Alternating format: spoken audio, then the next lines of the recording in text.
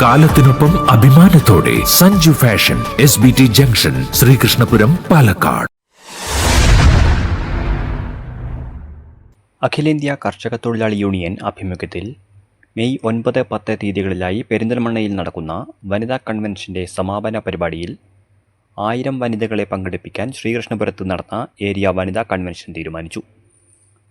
Convention Kerala state കർഷക തൊഴിലാളി union Palakkad ജില്ലാ നിർവാഹക സമിതി അംഗം സി ഗിരിജ ഉദ്ഘാടനം ചെയ്തു.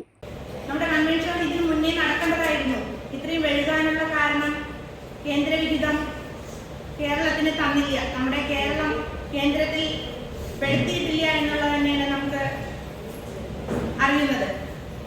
അപ്പോൾ അവരുടെ വിഹിതം നമുക്ക് തരാത്ത കാരണം നമ്മുടെ ഏരിയ കമ്മിറ്റികൾ